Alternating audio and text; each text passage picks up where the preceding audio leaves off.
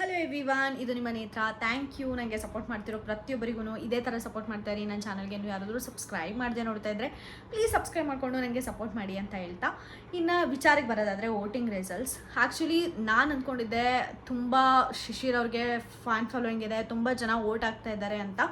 But deserving ಕಂಟೆಸ್ಟೆಂಟ್ಸ್ಗೆ ಇಷ್ಟು ಕಡಿಮೆ votes ಬೀಳೋದು ನೋಡಿಬಿಟ್ಟು ನನಗೆ ನಿಜವಾಗ್ಲೂ ಶಾಕ್ ಆಯಿತು ಅಂತಲೇ ಹೇಳ್ಬೋದು. ಶಿಶಿರ್ಗೆ ಇಷ್ಟು ವೋಟಿಂಗ್ ಅಂತೂ ನಾನು ನಿಜವಾಗ್ಲೂ ಎಕ್ಸ್ಪೆಕ್ಟ್ ಮಾಡಿರಲಿಲ್ಲ. ಮಾನಸ್ ಅವರು ಕೂಡ ಅಷ್ಟೇ. ಬಟ್ ಮಾನಸ್ ಅವರಿಗೆ ಒಂದು ವೇಳೆ ಕಡಿಮೆ ವೋಟಿಂಗ್ ಬಂದರೂ ಕೂಡ ಅದಕ್ಕೆ ರೀಸನ್ ಇರುತ್ತೆ. ಯಾಕಂದರೆ ಮಾನಸ್ ಅವ್ರನ್ನ ನಾವು ಆಯ್ಕೆ ಮಾಡಿದ್ದು ಒಂದು ಕಾಮಿಡಿ ಎಲಿಮೆಂಟ್ ಆಗಿ. ಬಟ್ ಅವರಿಂದ ನಮಗೆ ಅಷ್ಟು ಕಾಮಿಡಿ ಸಿಗಲಿಲ್ಲ. ಅದರಲ್ಲಿ ಅವ್ರ ಮಿಸ್ಟೇಕ್ ಕೂಡ ಇಲ್ಲ, ಯಾಕಂದರೆ ಮನೆ ವಾತಾವರಣ ಹಂಗಿತ್ತು. ಅದಕ್ಕೋಸ್ಕರ ಅವ್ರು ಕಾಮಿಡಿ ಕಂಟೆಂಟ್ ಕೊಡೋಕ್ಕಾಗಲಿಲ್ಲ. ಬಟ್ ಶಿಶಿರ್ ಮತ್ತು ಮಾನಸ ಅವರ ವೋಟಿಂಗ್ ಮಾತ್ರ ತುಂಬ ಅಂದರೆ ತುಂಬ ಕೆಟ್ಟದಾಗಿದೆ. ಸೊ ಯಾರ್ಯಾರು ಶಿಶಿರ್ ಮತ್ತು ಮಾನಸ ಅವ್ರನ್ನ ಇಷ್ಟಪಡ್ತೀರಾ, ಅವರು ಇನ್ನೂ ಚೆನ್ನಾಗಿ ಮನೆಯಲ್ಲಿ ಆಡಬೇಕು ಅಂತ ಅನ್ಕೋತಿದ್ದೀರಾ, ದಯವಿಟ್ಟು ಅವರಿಗೆ ವೋಟ್ ಮಾಡಿ. ಯಾಕಂದರೆ ತುಂಬ ಜನ ಏನೂ ಮಾಡದೇ ಇರೋರು ಮನೇಲಿ ಇದ್ದಾರೆ. ಎಕ್ಸಾಂಪಲ್ ಹಂಸ ಅವರು at the right point of time ಮಾತಾಡ್ತಾ ಇದ್ದಾರೆ. ಬಟ್ ಅವ್ರಿಗೆ ಅಷ್ಟು ಪ್ರೆಸೆನ್ಸ್ ಆಫ್ ಮೈಂಡಲ್ಲಿ ಅವ್ರು ಇಲ್ಲ, ಎಲ್ಲರ ಜೊತೆನೂ ಚೆನ್ನಾಗಿ ಇನ್ವಾಲ್ವ್ ಆಗ್ತಿಲ್ಲ ಅಂತ ನನಗೆ ಅನಿಸುತ್ತೆ. So Shishir and Manasa fans ಯಾರ್ಯಾರು ಇದ್ದೀರಾ, ಅವರ ಫ್ಯಾನ್ಸ್ಗೆ ವೋಟ್ ಮಾಡ್ಕೊಳ್ಳಿ, ಬೇರೆಯವ್ರಿಗೆ ಯಾರಿಗೂ ವೋಟ್ ಮಾಡಬೇಡಿ ಅಂತ ಹೇಳ್ತಾ, ಪ್ಲೇಸಸಲ್ಲಿ ಯಾವ್ಯಾವ ಆರ್ಡರಲ್ಲಿ ಯಾರ್ಯಾರು ಇದ್ದಾರೆ ಅಂತ ಡಿಸ್ಕಸ್ ಮಾಡೋಣ. ಫಸ್ಟ್ ಪ್ಲೇಸಲ್ಲಿ ನಮ್ಮ ಭವ್ಯ ಗೌಡ ಇದ್ದಾರೆ, ಕ್ಯೂಟಿ ಪೈ. ಆ್ಯಕ್ಚುಲಿ ಭವ್ಯ ಗೌಡ ಅವ್ರಿಗೆ ಎಷ್ಟು ಅಂದರೆ ಹುಡುಗಿರಿಗೂ ಇಷ್ಟ ಆಗ್ತಾ ಇದ್ದಾರೆ, ಹುಡುಗರಿಗೂ ಇಷ್ಟ ಆಗ್ತಾ ಇದ್ದಾರೆ. ಆ ಥರ ಬಿಹೇವಿಯರ್ನ ಕ್ಯಾರಿ ಫಾರ್ವರ್ಡ್ ಮಾಡ್ತಾ ಇದ್ದಾರೆ ಅಂತಲೇ ಹೇಳ್ಬೋದು. ಅಂದರೆ ಸ್ಟಾರ್ಟಿಂಗ್ ಸುಮ್ಮನೆ ಆರ್ಟಿಫಿಷಿಯಲ್ ಆಗಿ ಲವ್ ಟ್ರ್ಯಾಕ್ ಮೇಂಟೈನ್ ಮಾಡೋಣ ಅಷ್ಟು ಇಷ್ಟು ಅಂತ ಎಲ್ಲ ಚೀಪಾಗಿ ಥಿಂಕ್ ಮಾಡಿದೆ. ತುಂಬ ಚೆನ್ನಾಗೆ ಮಂಜಣ್ಣ ಅವ್ರ ಹತ್ರ ಕುತ್ಕೊಂಡು ಕಾಮಿಡಿ ಆಗಿರ್ಬೋದು, ಧನ್ರಾಜ್ ಅವ್ರ ಜೊತೆ ಅವ್ರ ಇನ್ವಾಲ್ವ್ಮೆಂಟ್ ಆಗಿರ್ಬೋದು, ಮನೇಲಿ ಏನಾದರೂ ತಪ್ಪಾಗ್ತಾ ಇದ್ದರೆ ಬೇರೆಯವರೆಲ್ಲರಿಗೂ ಹೋಗಿ ಒಂದು ವಾರ್ನ್ ಮಾಡೋದಾಗಿರ್ಬೋದು, ತುಂಬ ಅಂದರೆ ಮತ್ತು ಎಲ್ಲರ ಮೇಲೂ ಒಂದು ಸೆಟೈರ್ ಹಾಕ್ಕೊಂಡು ಬರೋದು, ಅಂದರೆ ಒಂದು ಸ್ವಲ್ಪ ಕಾಮಿಡಿ ಮಾಡ್ಕೊಂಡು ಬರೋದಾಗಿರೋದು ಎಲ್ಲರ ಮೇಲೂ, ಅದೆಲ್ಲ ತುಂಬ ಅಂದರೆ ತುಂಬ ಚೆನ್ನಾಗಿ ಅನ್ನಿಸ್ತಾ ಇದೆ.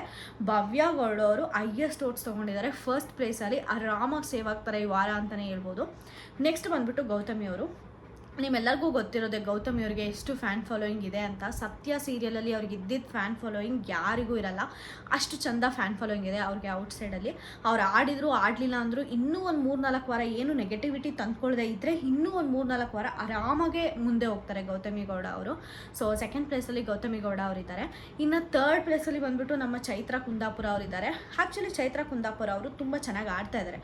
ಅವ್ರ ಆಚಾರ ಜೀವನ ಏನೇ ಆಗಿರ್ಬೋದು, ಬಟ್ ಬಿಗ್ ಬಾಸ್ಗೆ ಅಂತ ಬಂದಾಗ ಫಸ್ಟ್ ವೀಕ್ ಅಂತೂ ತಿಂದಾಕ್ಬಿಟ್ರು ಅಂತಲೇ ಹೇಳ್ಬೋದು. ಜಗ್ಗು ಮಮ್ಮು ಗುರ್ದೋಗ್ಬಿಟ್ಟಿರುತ್ತೆ, ಇವರೇ ಎಲ್ಲ ಕ್ಯಾಮ್ರಾ ತೊಗೋತಾ ಇದ್ದಾರಲ್ಲಪ್ಪ ಅಂತ. ಅದಕ್ಕೆ ಸ್ಟಾರ್ಟ್ ಮಾಡಿದ್ರು ನಾವು ಸೆಕೆಂಡ್ ವಾರ ಮತ್ತು ಥರ್ಡ್ ವಾರ second day and third day ಅವ್ರ ಗೇಮ್ ಅಂತ ನನಗೆ ಅನ್ನಿಸ್ತು. ಚೈತ್ರ ಕುಂದಾಪುರ ಅವರು ಥರ್ಡ್ ಪ್ಲೇಸಲ್ಲಿದ್ದಾರೆ. And she is more deserving ಅಂತ ನನಗೂ ಕೂಡ ಅನಿಸುತ್ತೆ ಥರ್ಡ್ ಪೊಸಿಷನ್ಗೆ. ಇನ್ನೂ ಸ್ವಲ್ಪ ವಾರ ಇರ್ಬೋದು, ಹಿಂಗೆ ಸ್ವಲ್ಪ ಜೋರಾಗಿ ಮಾತಾಡ್ತಾರೆ ಮತ್ತು ಬೇರೆಯವ್ರ ಪಾಯಿಂಟ್ ಅಕ್ಸೆಪ್ಟ್ ಮಾಡಲ್ಲ. ಬಟ್ ಹಂಗಂತ ನಮ್ಮ ಜಗ್ಗು ಮಾಮೂನ್ ಥರ ಯಾರ ಮೇಲೂ ಕಿರಿಕ್ ಮಾಡ್ಕೊಂಡಂತೂ ಹೋಗಲ್ಲ. So it's fine.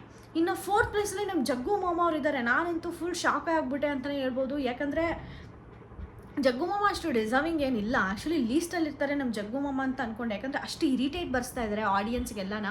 ಅರೇ ಗುರು, ಎಷ್ಟೊತ್ತಿಗೆ ಯಾವ ಮೂಮೆಂಟಲ್ಲಿ ಆಚೆ ಬರ್ತಾನಪ್ಪ ಇವರು, ಇಷ್ಟೊಂದು ಟಾರ್ಚರ್ ಕೊಡ್ತಾ ಇದ್ದಾನಲ್ಲ ನಮ್ಮೂರಿಗೆಲ್ಲ ಅಂತ ಅಷ್ಟು ಬೇಜಾರಾಗಿದೆ ನೋಡೋ ಆಡಿಯನ್ಸ್ಗಾಗಲಿ ಮನೆಯಲ್ಲಿರೋ ಇವರಿಗಾಗಲಿ. ಅಷ್ಟು ಇರಿಟೇಟ್ ಮಾಡ್ತಿರೋ ನಮ್ಮ ಜಗ್ಗು ಮಾಮನಿಗೆ ಫೋರ್ತ್ ಪೊಸಿಷನಲ್ಲಿ ಇದ್ದಾರಲ್ಲ ವೋಟಿಂಗ್ ರಿಸಲ್ಟ್ಸಲ್ಲಿ ಅಂತ ನಾನದು ಶಾಕ್ ಆಗೋಗ್ಬಿಟ್ಟೆ ಅಂತಲೇ ಹೇಳ್ಬೋದು. ಇನ್ನು ಫಿಫ್ತ್ ಪೊಸಿಷನಲ್ಲಿ ಬಂದುಬಿಟ್ಟು ನಮ್ಮ ಹಂಸ ಅವರಿದ್ದಾರೆ. ಹಂಸ ಅವ್ರಿಗೆ ಯಾಕೆ ವೋಟ್ ಮಾಡ್ತಾ ಇದ್ದಾರೆ ಅಂತಲೇ ಗೊತ್ತಾಗ್ತಿಲ್ಲ. ಯಾಕಂದರೆ ಅವ್ರಿಗೆ ಸ್ಕ್ರೀನ್ ಸ್ಪೇಸ್ ಕೂಡ ಅಷ್ಟೊಂದು ಸಿಕ್ಕಿಲ್ಲ. ಮೋಸ್ಟ್ಲಿ ಅವ್ರ ಸೀರಿಯಲ್ ಫ್ಯಾನ್ ಫಾಲೋಯಿಂಗ್ ಅನಿಸುತ್ತೆ. ನಾನಂತೂ ಅವ್ರನ್ನ ಯಾವ ಸೀರಿಯಲ್ ನೋಡಿಲ್ಲ, ನಾನು ತುಂಬ ಕಡಿಮೆ ಸೀರಿಯಲ್ ನೋಡೋದು. ಹಾಗಾಗಿ ನನಗೆ ಅಷ್ಟು ಭವ್ಯ ಅವ್ರಿಗೆ ಗೊತ್ತಿಲ್ಲ. ಮತ್ತು ಬಿಗ್ ಬಾಸಲ್ಲಿ ಅವ್ರ ಪಾರ್ಟಿಸಿಪೇಷನ್ ಏನಿರುತ್ತೋ ಅದನ್ನೇ ನೋಡಿ ನಾನು ಅನಲೈಸ್ ಮಾಡೋದು. ಸೊ ಅನಲೈಸ್ ಮಾಡಿದಾಗ ಹಂಸ ಅವರು ಅಷ್ಟು ಪ್ರೆಸೆನ್ಸ್ ಆಫ್ ಮೈಂಡ್ ಏನೂ ಇಲ್ಲ ಆ್ಯಕ್ಚುಲಿ. ಬಟ್ ಆದರೂ ಕೂಡ ಅವರು ಫಿಫ್ತ್ ಪ್ಲೇಸಲ್ಲಿದ್ದಾರೆ. ನೋಡಿ ಗೈಸ್, ಆ್ಯಕ್ಚುಲಿ ಡಿಸರ್ವಿಂಗ್ ಕಂಟೆಸ್ಟೆಂಟ್ಸು ಯಾರ್ಯಾರು ಕಂಟೆಂಟ್ ಕೊಡ್ತಾರೆ, ಯಾರ್ಯಾರು ಸ್ವಲ್ಪ ಏನೋ ಎಂಟರ್ಟೈನ್ ಮಾಡ್ತಾರೆ, ಅವರು ಬಿಗ್ ಬಾಸ್ ಒಳಗಡೆ ಇರಬೇಕು ಅನ್ನೋದು ನನಗೆ ಅನಿಸೋದು. ಸೊ ನಿಮ್ಮ ಫ್ಯಾನ್ಸ್ ಯಾರ್ಯಾರು ಇರಬೇಕು ಅಂತ ಅನ್ಕೊತಿರೋ, ಎಸ್ಪೆಷಲಿ ಶಿಶಿರ್ ಆ್ಯಂಡ್ ಮಾನಸ ಅವರು ಬೇಗ ವೋಟ್ ಮಾಡ್ಕೊಳ್ಳಿ.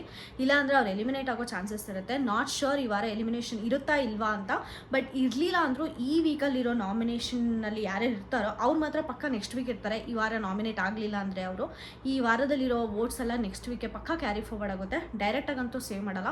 ಸೊ ಯಾರ್ಯಾರು ವೋಟ್ ಮಾಡ್ಕೋಬೇಕು ಅಂತ ಅಂದ್ಕೊಂಡಿದ್ರೋ ತಮ್ಮ ಫೇವ್ರೇಟ್ ಕಂಟೆಸ್ಟೆಂಟ್ಸ್ಗೆ ಬೇಗ ಮಾಡ್ಕೊಳ್ಳಿ, ಅಷ್ಟೇ ನಾನು ಹೇಳೋದು.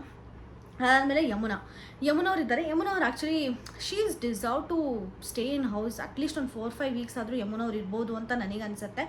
ತುಂಬ ಚೆನ್ನಾಗಿ ಅವ್ರ ಇನ್ವಾಲ್ವ್ಮೆಂಟ್ ಆಗಲಿ, ಮನೆಯಲ್ಲಿ ಸ್ವಲ್ಪ ಗಟ್ಟಿಗೆ ಮಾತಾಡ್ತಾರೆ, ಜಗಳ ಮಾಡ್ಕೊಳ್ತಾರೆ, ಬಟ್ ದಟ್ಸ್ ಫೈನ್. ಬಟ್ ಅವರು ಏನು ಮಾತಾಡಿದ್ರು ಕೂಡ ವ್ಯಾಲಿಡ್ ಪಾಯಿಂಟ್ ಮಾತಾಡ್ತಾರೆ. ನನಗೆ ಯಮುನಾ ಅವರು ಅಂದರೆ ನಂಗೆ ಸ್ವಲ್ಪ ಇಷ್ಟ ಆಗುತ್ತೆ. ಒಂದು ಸ್ವಲ್ಪ ಕ್ರ್ಯಾಕ್ ಅನಿಸುತ್ತೆ, but that's okay. Bigg Boss house ಅಂದಮೇಲೆ ಇದೆಲ್ಲ ಕಾಮನು. ಪಾಪ ಊಟ ಎಲ್ಲ ಕೊಡ್ದಂಗೆ ಸಾಯಿಸ್ತಾರೆ, ಅದಕ್ಕೂ ಅವ್ರಿಗೆ ಫೀಲ್ ಆಗ್ಬೋದು. ಇನ್ನು ನೆಕ್ಸ್ಟ್ ಬಂದುಬಿಟ್ಟು ಮೋಕ್ಷಿತಾ ಪೈ ಇದ್ದಾರೆ. ಆ್ಯಕ್ಚುಲಿ ಮೋಕ್ಷಿತಾ ಪೈಗೆ ತುಂಬ ಫ್ಯಾನ್ ಫಾಲೋಯಿಂಗ್ ಇದೆ ಆಚೆ. ಅವರು ಒಂದು ಸ್ವಲ್ಪ ಓಪನ್ ಅಪ್ ಆಗಬೇಕು, ಎಲ್ಲರ ಜೊತೆ ಇನ್ವಾಲ್ವ್ಮೆಂಟ್ ತೋರಿಸ್ಬೇಕು. ಇಲ್ಲಾಂದರೆ ಅವರು ಶಾಡೋ ಆಗೋಗ್ಬಿಡ್ತಾರೆ. ಬೇರೆ ಕಂಟೆಸ್ಟೆಂಟ್ಸು ಅವ್ರನ್ನ ಕವರ್ ಅಪ್ ಮಾಡಿಬಿಡ್ತಾರೆ ಅಂತ ಅನಿಸುತ್ತೆ ಮೋಕ್ಷಿತಾ ಪೈ.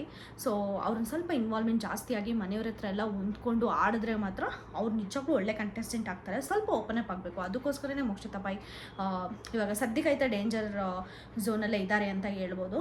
ಇನ್ನು ನೆಕ್ಸ್ಟ್ ಕಂಟೆಸ್ಟೆಂಟ್ ಬಂದುಬಿಟ್ಟು ಶಿಶಿರ್. ನಾನು ಆಗಲೇ ಹೇಳಿದ್ನಲ್ಲ, ಶಿಶಿರ್ ಮತ್ತು ಮಾನಸಗೆ ಈ ಥರ ವೋಟಿಂಗ್ ಲಿಸ್ಟ್ ನಾನು ನಿಜಕ್ಕೂ ಎಕ್ಸ್ಪೆಕ್ಟ್ ಮಾಡಲಿಲ್ಲ.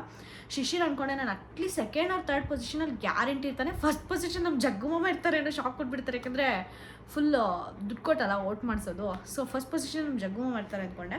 ಇದು ಅಫಿಷಿಯಲ್ ವೋಟಿಂಗ್ ಅಲ್ಲ ಆಯಿತಾ. ನೀವು Bigg Boss voting results, Bigg Boss season 11 voting results ಅಂತ ಹೇಳಿದ್ರೆ ತುಂಬ ಸೈಟ್ಸ್ ಬರುತ್ತೆ ನಿಮಗೆ ಕ್ರೋಮಲ್ಲಿ. ಅದನ್ನು ಓಪನ್ ಮಾಡಿಬಿಟ್ಟು ನೀವು ವೋಟ್ ಮಾಡಿದ್ರೆ ಯಾರ್ಯಾರು ಎಷ್ಟೆಷ್ಟು ಪರ್ಸೆಂಟೇಜ್ ಇದೆ ಅಂತ ನೀವು ಕೂಡ ನೋಡ್ಬೋದು ಆಯಿತಾ. ನಾನು ಆ ಥರ ವೋಟ್ ಮಾಡಿ ಕಲೆಕ್ಟ್ ಮಾಡ್ಕೊಂಡಿರೋ 4-5 ಸೈಟಿಂದ ಕಲೆಕ್ಟ್ ಮಾಡ್ಕೊಂಡಿರೋದನ್ನ ಆವ್ರೇಜ್ ತೊಗೊಂಡು ನಾನು ಯಾರು ಫಸ್ಟ್ ಸೆಕೆಂಡ್ ಅಂತ ನಾನು ಹೇಳ್ತಾ ಇರೋದು. ಸೊ ಶಿಶಿರ್ ಇದ್ದಾರೆ ಲಾಸ್ಟ್ ಪೊಸಿಷನಲ್ಲಿ. ಸಿಕ್ಕಾಬೇಡ ಅಂದರೆ ಸಿಕ್ಕಾಬೇಟೆ ಬೇಜಾರಾಯಿತು ನನಗೆ. Shishir is really very deserving contestant. ಅವರಿಂದ ಮುಂದೆ ನಾವು ತುಂಬ ಕಂಟೆಂಟ್ ಕೂಡ ಎಕ್ಸ್ಪೆಕ್ಟ್ ಮಾಡ್ಬೋದು. ಸೊ ಯಾರ್ಯಾರು ಶಿಶಿರ್ ಫ್ಯಾನ್ಸ್ ಇದ್ದಾರೋ ಅವರೆಲ್ಲ ಪ್ಲೀಸ್ ವೋಟ್ ಮಾಡ್ಕೊಳ್ಳಿ, ಅದನ್ನು ಸೇವ್ ಮಾಡಿ ಅಂತ ನಾನು ಹೇಳ್ತೀನಿ. ಇನ್ನು ಮಾನಸ್ ಅವರು ಗಿಚ್ಚಿಗಿಲಿ ರನ್ನರ್ ಅಪ್. ಅಂದರೆ ಇಷ್ಟು ಫ್ಯಾನ್ಸ್ ಇರಬೇಕು. ಆಮೇಲೆ ಬಿಗ್ ಬಾಸ್ ಎಲ್ಲ ನೋಡೋದೇ ಆಂಟಿಯವರು, ಅಂಕಲ್ ಅವರು, ಆ ಥರದವರು. ಸೊ ಬಿಗ್ ಬಾಸ್ ಮಾನಸಾಗೆ ಜಾಸ್ತಿ ವೋಟಿಂಗ್ ಬೀಳಬೇಕಲ್ಲ ಅಂತ ಅಂದ್ಕೊಂಡ್ರೆ ಮಾನಸ್ ಅವರೇ ಡೇಂಜರ್ ಝೋನಲ್ಲಿದ್ದಾರೆ.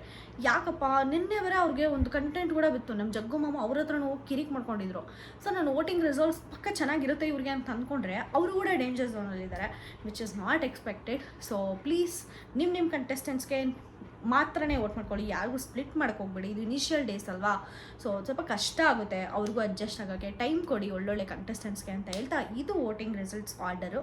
ನಿಮಗೆ ಈ ವಿಡಿಯೋ ಇಷ್ಟ ಆದರೆ ಪ್ಲೀಸ್ ಲೈಕ್ ಮಾಡಿ, ಶೇರ್ ಮಾಡಿ, ಸಬ್ಸ್ಕ್ರೈಬ್ ಮಾಡ್ಕೊಳ್ಳೋದು ಮಾತ್ರ ಮರ್ತೋಗ್ಬೇಡಿ ಅಂತ ಹೇಳ್ತಾ ಬಾಯ್.